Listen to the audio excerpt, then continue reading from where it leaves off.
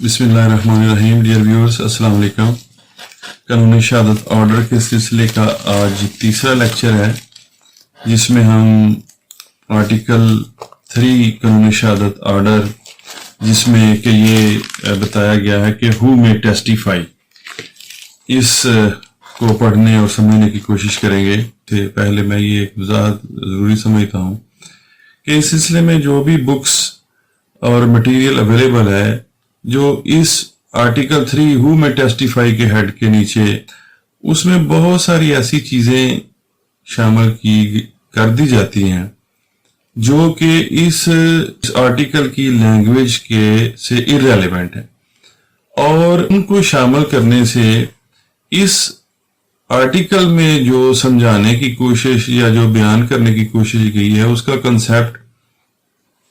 बजाय आसानी से समझ आने के वो ज्यादा पेचीदा और उलझ जाता है। ऐसे टॉपिक्स जो ये शामिल कर दिए जाते हैं इसमें, उनमें से कौन कौन से हैं? मसलन स्टेटस ऑफ विटनेस, ये कि किसी विटनेस को इन्हिसार करने के लिए करबरेशन चाहिए होगी कि नहीं चाहिए होगी। फिर परजरी या फॉल्स विटनेस और क्रेडिबिलिटी ऑफ विटनेस, या ये कि कोई विटनेस एनिमिकल है, इंटरेस्टेड है या रिलेटेड है, या पुलिस विटनेस की अहमियत क्या होगी। ये जो टॉपिक्स हैं, ये इस आर्टिकल कानून शहादत की जब तशरीह में शामिल किए जाते हैं तो वो बिल्कुल इररेलेवेंट होते हैं, और अपनी जगह पे जब इनका जिक्र हो या इनके बारे में पढ़ें तो इनकी रेलेवेंसी किसी तरह भी कम नहीं है। लेकिन आर्टिकल 3 की ताबीर और तशरीह करते हुए इनका कोई तल्लुक नहीं है, और ये इररेलेवेंट है, क्योंकि ये मुतलका है शहादत की परख, या जिसको एप्रिसिएशन ऑफ एविडेंस कहते हैं। आर्टिकल 3 कानून शहादत ऑर्डर की अगर लैंग्वेज हम एक दफा माइन्यूटली देखें तो हमें इससे वाज़े हो जाएगा कि ये प्रिंसिपली सिर्फ किसी शख्स की जिस्मानी या ज़हनी अहलियत की बात कर रहा है। वो उसकी क्रेडिबिलिटी या रिलायबिलिटी की बात नहीं करता। ये सिर्फ उसकी फिजिकल या मेंटल उस सलाहियत की बात करता है कि क्या वो किसी केस में शहादत देने की जिस्मानी या ज़हनी सलाहियत या कैपेसिटी रखता है कि नहीं। इसलिए हु में टेस्टिफाई की जो ट्रांसलेशन है, मैं तो ये करता हूं कि इससे ये वाज़ेह हो कि who can enter into witness box, या कौन शख्स शहादत देने के लिए विटनेस बॉक्स या कटहरा शहादत में दाखिल हो सकता है या खड़ा हो सकता है। आगे जब वो शहादत देगा और उसकी शहादत काबिल निसार है या रिजेक्ट करने के लायक है, ये उसके बाद का स्टेप है। उसका आर्टिकल 3 कानून शहादत ऑर्डर से कोई तल्लुक नहीं है, वो बाद का मरहला है। इसलिए मैं ये जिसारत करता हूं कि ये उस स्टेज पे ही इसका जिक्र किया जाना या इसके ऊपर डिस्कस किया जाना मुनासिब है, जब वो स्टेज हम एप्रिसिएशन ऑफ एविडेंस की बात कर रहे हो। अब एक दफा पढ़ते हैं उसकी लैंग्वेज। मेरी ये रिक्वेस्ट हमेशा होती है कि जिस टॉपिक के बारे में या जिस किताब या लॉ के बारे में हम बातचीत कर रहे हैं, वो किताब अगर लिसनर के सामने मौजूद हो तो उससे बहुत ज्यादा बेनिफिट होता है समझने में, जो मैं रिक्वेस्ट कर रहा हूं। अब हु में testify, all persons shall be competent to testify unless the court considers that they are prevented from understanding the questions put to them or from giving rational answer to these questions by tender years, extreme old age, disease, whether of body or mind, or any other cause of the same kind. اب اس کے بعد article کے 3 پرووائزوز ہیں، جس کے بعد ایک explanation Claus ہے، لیکن میں پہلے ایکسپلینیشن کلاز پڑھوں گا اور اس کے بعد اس میں ان سیکشنز اور ایکسپلینیشن کلاز کی تھوڑی سی وضاحت کرنے کے بعد پرووائزوز کا ذکر کروں گا، یا ان پہ کچھ تھوڑی سی کوشش کروں گا سمجھنے کی۔ ایکسپلینیشن کیا ہے؟ A lunatic is not incompetent to testify unless he is prevented by his lunacy from understanding the questions put to him and giving rational answers to them۔ اب اس کا تھوڑا سا ہم انالیسز کرتے ہیں اور اس کے انگریڈینٹس دیکھتے ہیں کہ کون شخص شہادت دینے کا اہل ہے۔ اس میں سب سے پہلے جو جس کو کہتے ہیں کہ ٹینر آف آرٹیکل، سب سے پہلے جنرلٹی والی بات انہوں نے کی ہے کہ all persons shall be competent to testify, یعنی کہ ہر شخص وٹنس باکس میں کھڑا ہونے کا اہل ہے،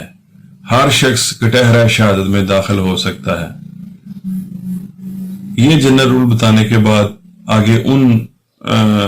چیزوں کی وضاحت کون کون اور کس کس وجہ سے نہیں ہوگا۔ All persons shall be competent to testify, تمام لوگ شہادت کے کٹہرے میں داخل ہونے کے، شہادت دینے کے اہل ہوں گے unless the court considers۔ یہ بھی ضروری چیز ہے کہ تمام کی تمام ڈسکریشن اور اختیار اس بارے میں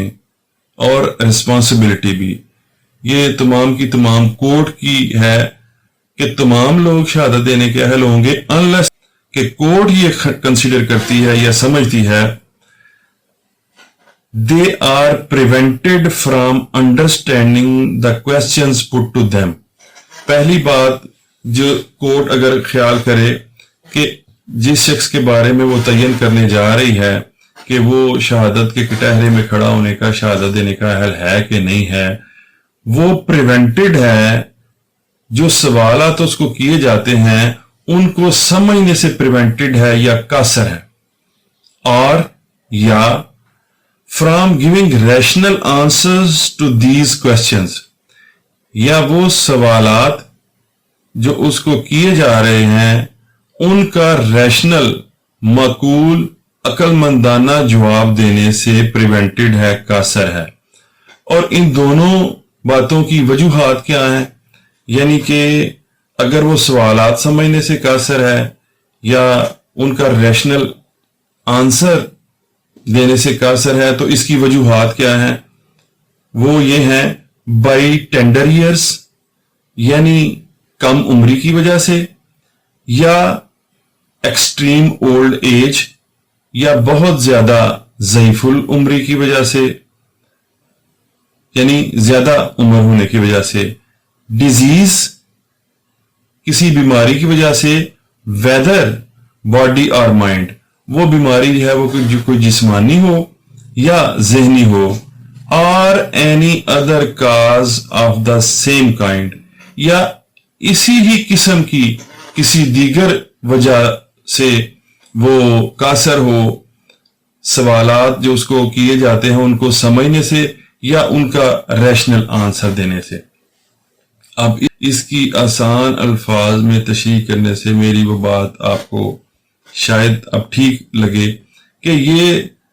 پرائمریلی یہ آرٹیکل فزیکل کیپیسٹی کے بارے میں ہے، گواہ کی اہلیت کی جو کیپیسٹی ہے، اہلیت ہے، اس میں اس کی کریڈیبلٹی، کریکٹر، اس طرح کی کوئی چیز نہیں ہے۔ اب آ جائیے ایکسپلینیشن کی طرف۔ A lunatic is not incompetent to testify۔ اب اس میں بھی یہی کہا گیا ہے لونیٹک کے بارے میں کہ وہ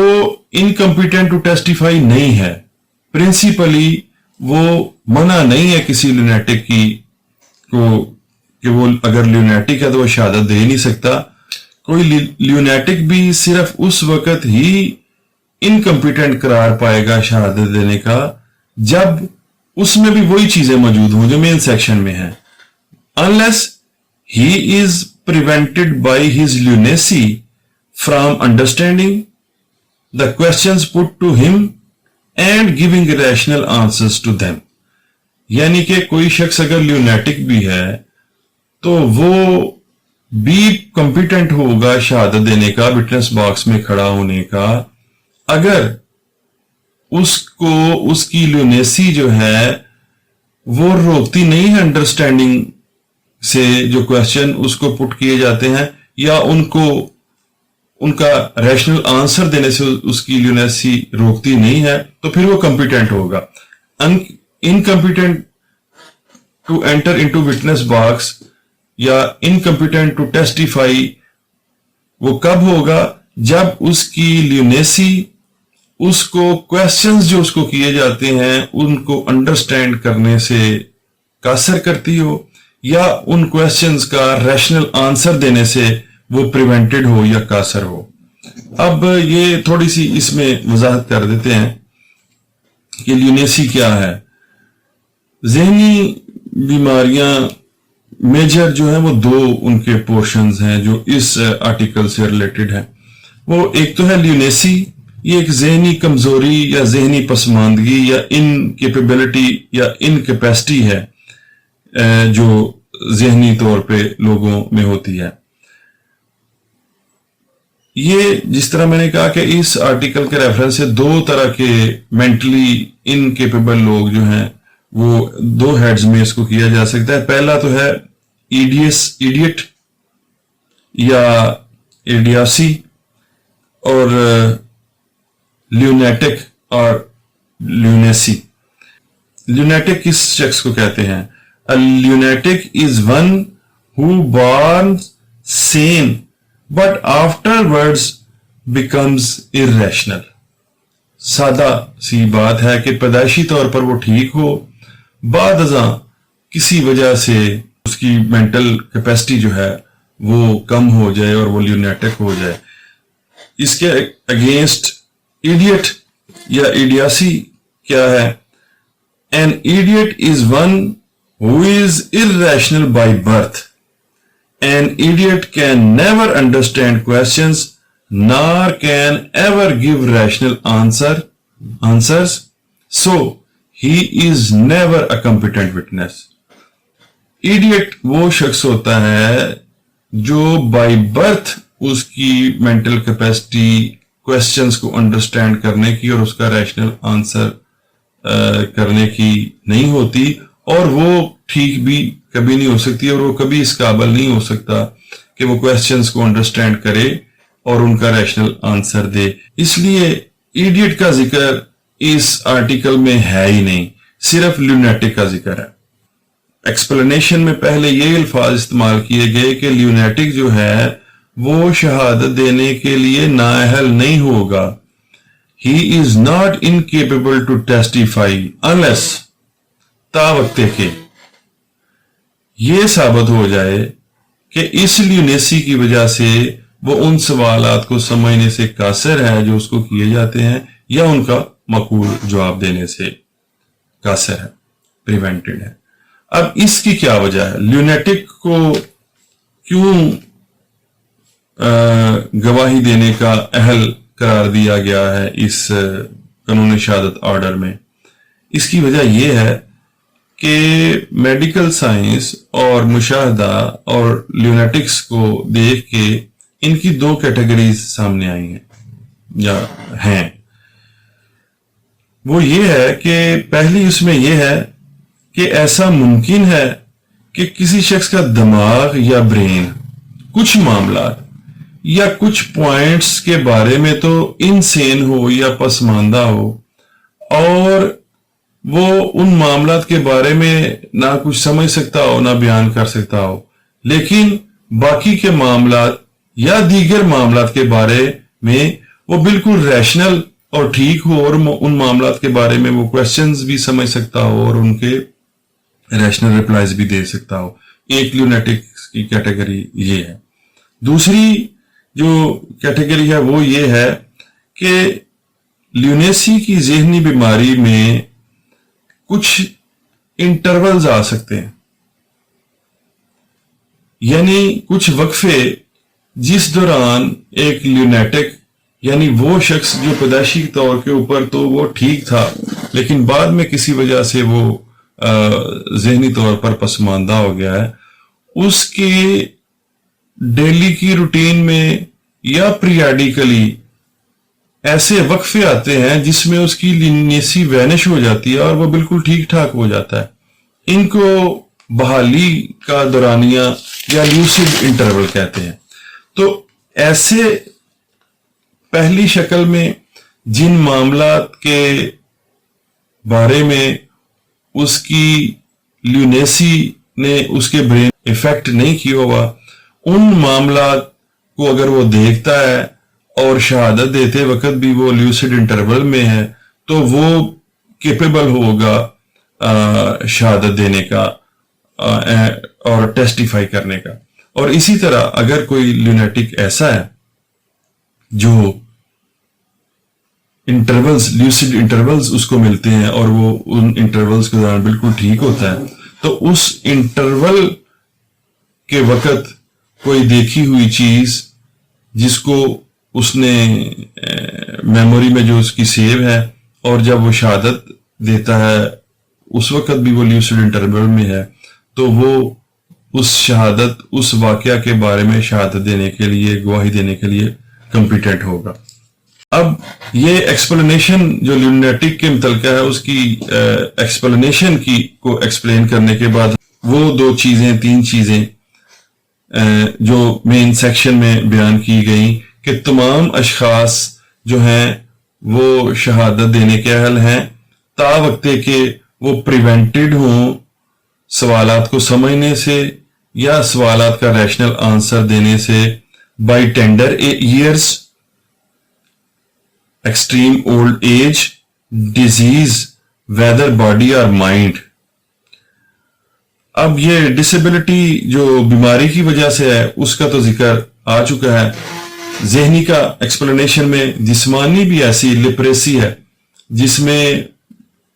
نروز جو ہیں وہ متاثر ہوتی ہیں، کو کنٹرول نہیں رہتا برین پہ یا ریسپونڈ کرنے میں۔ اگر اس کی سٹیج بھی ایسی ہو جو باڈیلی ڈیزیز ہے کہ وہ پھر سوالات کو سمجھنے سے یا سمجھ جانے کے باوجود ریشنل آنسر کرنے سے قاصر ہو، پریونٹڈ ہو، تو پھر وہ بھی جو ہے وہ شہادت نہیں دے سکے گا۔ باقی دو چیزیں بچیں گی، ٹینڈر ایئرس اور ایکسٹریم اولڈ ایج۔ اس بارے میں نوٹ کرنے کی بات یہ ہے کہ قانون شہادت آرڈر نے اس میں کم عمری کی کوئی حد مقرر نہیں کی کہ ایک لمٹ مقرر کر دی جائے کہ جی اتنے سال کا جو بچہ ہوگا وہ شہادت دینے کے اہل ہوگا، اس سے چھوٹا جو ہے وہ نہیں ہوگا۔ اس کی وجہ یہ ہے کہ اللہ تعالیٰ کی طرف سے ہر انسان میں ظاہر ہے بچے بھی شامل ہیں، مختلف صلاحیت دی گئی ہے، اور ہم کئی دفعہ یہ دیکھتے ہیں کہ بہت چھوٹی عمر کے بچے ایسی ذہانت یا معاملہ فہمی کی بات کرتے ہیں کہ ہم حیران رہ جاتے ہیں کہ یہ تو اچھے خاصے گرون اپ شخص کو بھی یہ نے بھی اس طرح معاملے کو اپریشیٹ نہیں کیا جس ذہانت سے اس بچے نے کیا ہے۔ اس لیے اس کے لیے قانون نے کوئی لمٹ مقرر نہیں کی کہ اس عمر سے چھوٹا بچہ ہوگا تو وہ نااہل ہوگا، اور اس کی تمام رسپانسبلٹی جو ہے وہ کورٹ کے اوپر ڈالی ہے کہ کورٹ کے سامنے اگر ایسی صورتحال ہو کہ محسوس ہوتا ہو کہ یہ دیکھنا ہے کہ یہ جو شخص پیش ہو رہا ہے یہ due to tender age, by tender age ایسا لگتا ہے کہ پہلے تسلی کرنی چاہیے کہ اس کی شہادت لی جا سکتی ہے یا نہیں، اس کی گواہی لی جا سکتی ہے نہیں، تو وہ اس کو انکوائری کرے اور انکوائری میں یہ جانچے، یہ ٹیسٹ کرے کہ کیا یہ جو شخص ہے یہ جو سوالات اس کو کیے جاتے ہیں وہ سمجھ رہا ہے ان کو اور معقول اور ریشنل آنسر دینے کے قابل ہے یا نہیں۔ اسی طرح old age, extreme old age سے بھی انسان کی آبزرویشن یعنی مشاہدہ، ریکلیکشن یعنی یاداشت اور انڈرسٹینڈنگ متاثر ہوتی ہے. یہ ایسی بھی جب صورتحال کورٹ میں آئے کہ کورٹ یہ محسوس کرے کہ یہ پہلے یہ چیک ہونا چاہیے کہ یہ ایکسٹریم اولڈ ایج کی وجہ سے یہ شخص جو ہے یہ کیا اس قابل ہے کہ نہیں کہ اس کی جو ہے وہ شہادت اس کو وٹنس باکس میں انٹر ہونے دیا جائے اور اس کی شہادت جو ہے وہ لی جائے. تو اس کے پہلے بھی وہ انکوائری کرے گی. اور اس فارمولا اس میں بھی وہی ہے کہ اس میں کوئی ایسا لمٹ ایج کی مقرر نہیں کی گئی کہ اس ایج لمٹ سے زیادہ اگر کوئی شخص ہوگا تو پھر وہ انکمپیٹنٹ ہو جائے گا ٹو ٹیسٹیفائی. اور اس کی وجہ بھی یہی ہے کہ اللہ تعالیٰ کی طرف سے عطا کی ہوئی صحت کی بنا پہ بعض لوگ بہت زیادہ عمر میں جا کے بھی ذہنی اور جسمانی طور پر فٹ ہوتے ہیں اور وہ کویسچنز کو ان کی انڈرسٹینڈ کرنا کویسچنز کو اور ان کا ریشنل آنسر کرنا وہ کر سکتے ہیں. تو اس بنا پہ ایکسٹریم اولڈ ایج کی بھی کوئی لمٹ نہیں ہے کہ کتنی ایج کے بعد وہ کیا جائے گا. اس کے لیے بھی کورٹ انکوائری کرے گی. اب اس کے بعد ہم پہلے یہ دیکھ لیتے ہیں کہ پرووائزو جو ہیں اس میں دیے گئے. اس میں ایک دفعہ سیکشن کا سٹارٹ پڑھ لینا مناسب ہوگا.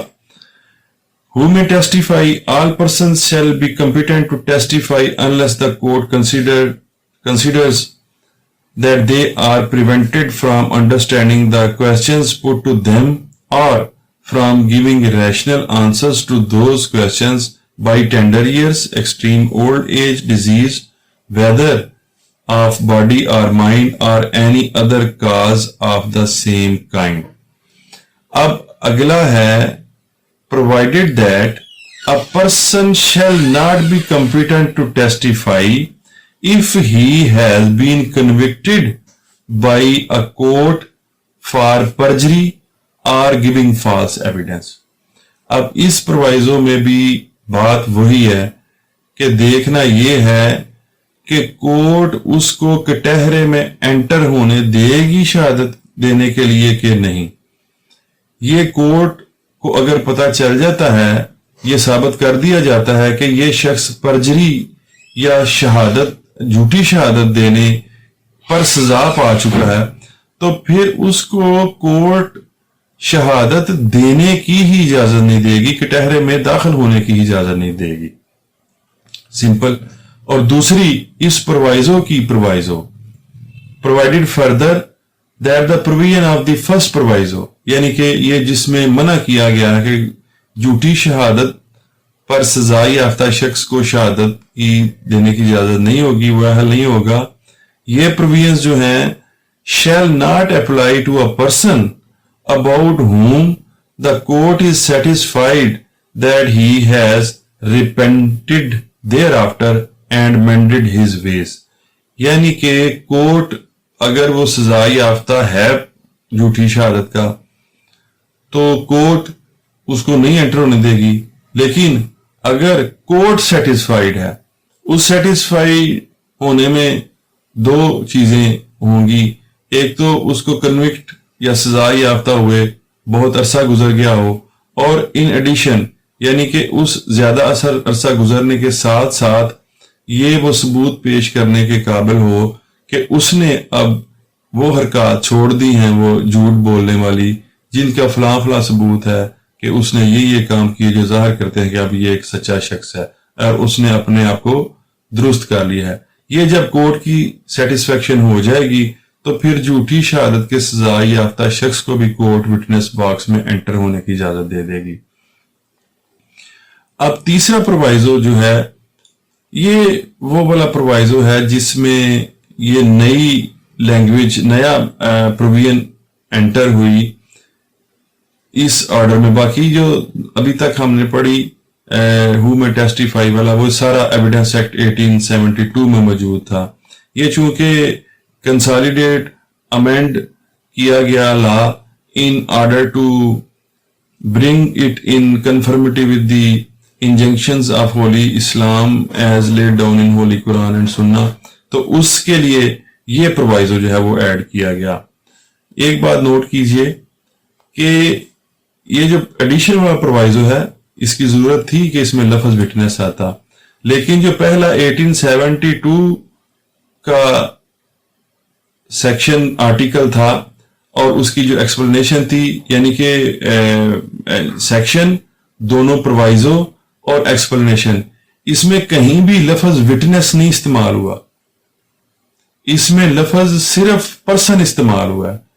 کیونکہ پرسن جو ہے وہ وٹنس کا سٹیٹس اسی وقت حاصل کرے گا جب وہ وٹنس باکس میں داخل ہو کر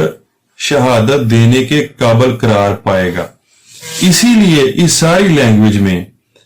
لفظ ورڈ وٹنس نہیں استعمال ہوا، صرف پرسن لفظ استعمال ہوا ہے۔ یہ پروائزو چونکہ بعد میں ایڈ ہوا اور شاید اتنی زیادہ توجہ سے نہیں ایڈ کرنے والوں نے دیکھا کہ اس کو اس حوالے سے بھی اس کی ترتیب اس طرح رکھی جاتی کہ یہ بات لینگویج سے ہی واضح ہوتی کہ کسی پرسن کا سٹیٹس کس وقت صرف پرسن کا ہے اور کس وقت وہ سوئچ کرے گا اور تبدیل ہو جائے گا اور وہ وٹنس بن جائے گا۔ بہرحال ہم یہ پروائزو بھی دیکھتے ہیں۔ provided further that the court shall determine the competence of a witness in accordance with the qualification prescribed by the injunctions of Islam as laid down in the Holy Quran and Sunnah for a witness, and where such witness is not forthcoming, the court may take the evidence of a witness who may be available. اس پروائزو میں یہ بیان کیا گیا ہے کہ کسی بھی case میں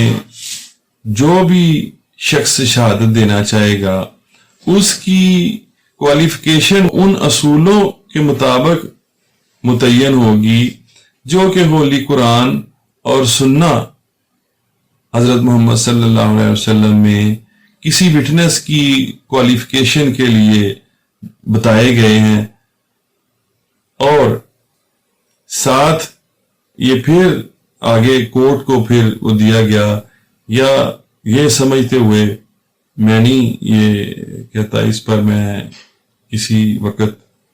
ایک سیپریٹ لیکچر کی کوشش کروں گا اپنا پوائنٹ آف ویو اس پہ بیان کرنے کے لیے کہ وہ پریکٹیکل ہوتا ہے یا نہیں ہوتا، لیکن یہ اگلی جو انہوں نے کہا ہے یہ تو اسلام میں تو نہیں ہے کہ جو پرنسپلز ہولی قرآن اور سنہ میں بیان کیے گئے ہیں وہ ان کے مطابق اگر شہادت نہ آتی ہو تو پھر جس طرح کی بھی شہادت دستیاب ہو اس پہ فیصلہ کورٹ کر لے، لیکن اس آرٹیکل میں یہ موجود ہے کہ where such witness is not forthcoming, the court may take the evidence of a witness who may be available. ایک غور کرنے کی بات یہ ہے کہ پہلی جو بات انہوں نے کیا اس میں لفظ شیل یعنی کہ مینڈیٹ یا مینڈیٹری ہونے کا اس پروویژن کا اشارہ ہے کہ یہ کورٹ پر پابندی ہوگی کہ اس شخص کو وٹنس بننے کی اجازت دے جو وہ کوالیفیکیشنز پوری کرتا ہے جو پریسکرائب کی ہیں اسلامی شاعر نے، جو کہ ہولی قرآن اور نبی صلی اللہ علیہ وسلم کی سنہ میں موجود ہیں۔ اگلا جو پورشن ہے کہ جب ایسے وٹنسز، ایسے شخص دستیاب نہ ہوں تو court may take the evidence of a witness who may be available. تو پھر جو دستیاب وٹنس ہوں کورٹ انہی پر انحصار کر سکتی ہے۔ اب اس میں تھوڑا سا اس حوالے سے دیکھ لینا چاہیے کہ مینلی تو یہ آئے گا جب ہم آرٹیکل 17 میں کوالیفیکیشنز جو ہیں وٹنس کی اور نمبر آف وٹنسز جو ہیں وہ اسلام کے مطابق جو بیان کیے گئے ہیں، لیکن تھوڑا سا اس سٹیج پہ میرے خیال میں دیکھنا مناسب ہوگا، اسلام کے مطابق صرف پیوبرٹ وٹنس یا بالغ گواہ کو جو ہے وہ شہادت دینے کے لیے کوالیفائی سمجھا گیا ہے، لیکن یہ اگلی بات ہے کہ بلوغت جو ہے وہ بلوغت کی ڈٹرمنیشن جو ہے وہ فزیکل چینجز سے جو بلوغت آتی ہے، خواہ وہ میل ہے یا فیمیل ہے، تو پیوبرٹی جب آتی ہے تو وہ اسے دیکھنی ہوگی، تو وہ پھر اس کے مطابق وہ ایڈلٹ ہوگا، تو پھر وہ ایویڈنس جو ہے وہ دینے کے قابل ہوگا۔ دوسری جو مالی معاملات میں ہے کہ 2 مرد یا 1 مرد اور 2 عورتیں جو ہیں وہ فائنینشیل میٹرز میں آئیں گی، یا حدود لاز میں جو ہے کہ وہ 4 عاقل بالغ گواہ وٹنس جو ہیں وہ اس کے مطابق ہوں گے۔ میں اس لیے زور نہیں میں اس آرٹیکل کی تشریح کے دوران دے رہا، کیونکہ یہ ان کی اہلیت جو ہے وہ فزیکل کیپیسٹی کے مطابق نہیں ہے، یہ نمبر آف وٹنسز کی ریکوائرمنٹ کے بارے میں ہے۔ لیکن چونکہ اس میں اس کا ذکر ہے، تو جو وہ اشخاص جو ریلیجن میں، اسلام میں وٹنس باکس میں انٹر ہونے کے نااہل ہیں، اس کی چند مثالیں۔ اس میں ایک تو جنرل لا جو پہلے تھا، ایویڈنس ایکٹ 1872، اس میں بھی وہی ہے، جھوٹی شہادت کا سزا یافتہ، اس میں بھی وہی ہے۔ ایونک، بھانڈ جسے کہتے ہیں یا ڈانسر، ناچنے گانے والی عورتیں، عادی شرابی، پروفیشنل سزندے، ملزم کا اولڈ اینیمٹی۔ اب اسلام میں یہ ہے کہ ثابت شدہ اگر کوئی ملزم کا پرانا دشمن ہے تو وہ وٹنس باکس میں ہی انٹر نہیں ہو سکتا، لیکن وہ جو اس کی انہوں نے آگے ایکسیپشن دی کہ اگر ایسا کوئی نہ ہو تو جو اویلیبل ایویڈنس ہو اس پہ وہ کر لیا جائے گا۔ جمعہ نہ پڑھنے والا، نماز با جماعت نہ پڑھنے والا،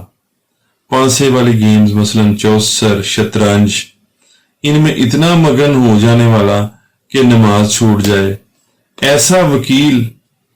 جو ججوں کو رشوت دینے میں معاونت کرتا ہو، عادی قسمیں کھانے والا اور اپنے گھر کے افراد کے نام بگاڑنے والا اور گالیاں دینے والا،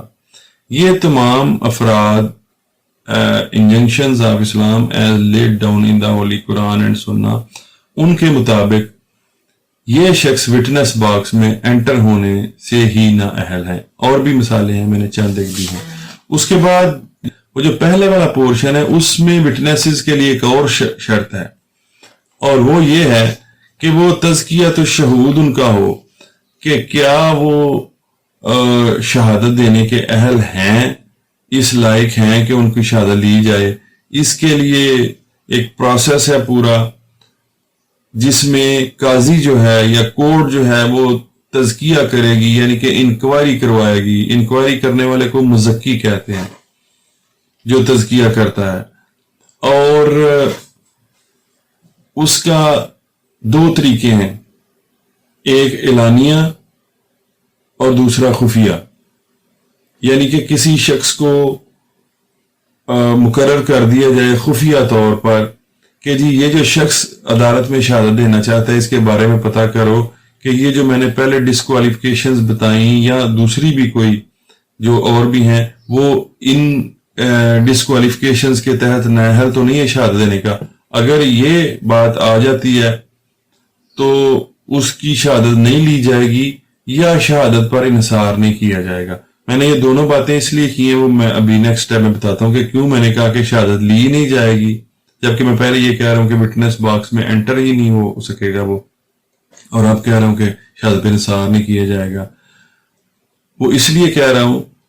اس میں ویسے قرار دیا گیا ہے کہ خفیہ جو ہے تزکیۃ الشہود وہ بہتر قرار دیا گیا کہ یہ بہتر طریقہ کہ خفیہ طریقے سے قرار دیا جائے۔ اس میں ظاہر ہے کہ دشمنی نہ بنے کہ کوئی شخص جو مزکی ہے وہ اگر کورٹ کو تزکیہ کر کے بتائے کہ نہیں یہ شخص جھوٹا ہے تو وہ ویسے ہی اچھا شخص نہیں ہے، تو وہ تزکیہ کرنے والے کا دشمن بن جائے، اس لیے کہا گیا کہ خفیہ طریقہ جو ہے وہ بہتر ہے۔ اب جو میں نے دوسرا کہا کہ اس کو انٹر ہی نہیں ہونے دیا جائے گا یا شہادت پہ نثار نہیں کیا جائے گا، اس کے بھی 2 طریقے ہیں کہ تزکیہ شہادت قلم بند کرنے سے پہلے کروایا جائے یا شہادت قلم بند ہونے کے بعد کروایا جائے۔ اگر شہادت قلم بند کرنے سے پہلے تزکیہ کروایا جائے گا تو پھر کورٹ اس کو انٹر ہی نہیں ہونے دے گی شہادت کے کٹہرے میں، لیکن اگر شہادت قلم بند ہونے کے بعد تزکیہ تشہود کروایا جائے گا تو پھر اس کے بارے میں نیگیٹو رپورٹ آنے کی شکل میں وہ شہادت تو اس کی لکھی جا چکی ہوگی، لیکن اس شہادت پہ انحصار نہیں ہوگا۔ اب اس میں بھی حنفی اسکول آف تھاٹ وہ کہتے ہیں کہ شہادت قلم بند ہونے سے پہلے تزکیۃ الشہود کیا جانا بہتر ہے، where as Shia school of thought وہ کہتے ہیں کہ شہادت قلم بند ہونے کے بعد تزکیہ کروایا جانا بہتر ہے۔ اب اس کا تزکیۃ الشہود کا طریقہ کیا ہے؟ تزکیۃ الشہود کا طریقہ یہ ہے کہ ایک بند لفافے میں کویسچنز اور ریکوائرمنٹ لکھ کے قاضی یا جج مزکی کو تزکیہ کرنے کی جس کی ڈیوٹی لگ رہی ہے اس کو بھیجے گا، اور وہ اپنی انکوائری لوکل انکوائری کر کے تو اس کا جواب اسی طرح بند لفافے میں بھیجے گا قاضی کو یا کورٹ کو واپس، جس میں وہ اپنی رائے لکھ کے بھیجے گا۔ اب اس رائے لکھنے میں بھی ایک بڑا ڈیلیکیٹ سا طریقہ کار جو ہے وہ وضع کیا گیا ہے کہ اگر تو مزکی جو ہے وہ شہادت دینے کا اہل پائے گا اس کو جس شخص کے بارے میں تزکیۃ الشہود ہو رہا ہے کہ کیا وہ شہادت دینے کے اہل ہے یا نہیں، تو وہ واضح طور پر لکھے گا کہ ہاں اس شخص کے بارے میں انکوائری ہو گئی ہے، تزکیۃ الشہود کا پروسیس ہو گیا اور یہ شخص شہادت دینے کے اہل ہے۔ لیکن اگر مزکی یعنی تزکیہ کا پروسیس کرنے والا شخص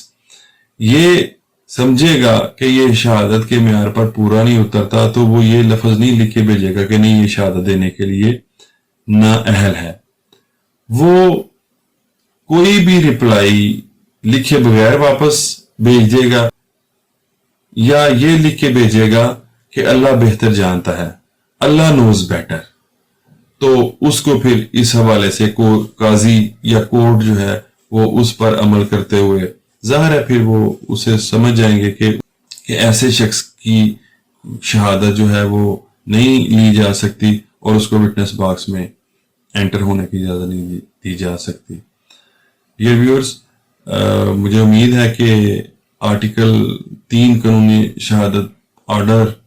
کے بارے میں جو اس کی امپورٹ، سکوپ اور انڈرسٹینڈنگ ہے وہ کسی حد تک ہمیں آج میسر آئی ہوگی۔ آپ سے اجازت چاہتا ہوں، اپنا بہت زیادہ خیال رکھیے۔ لیکچر نمبر 4 میں ہم وہ جو پریویلیج کمیونیکیشنز ہیں ان کے بارے میں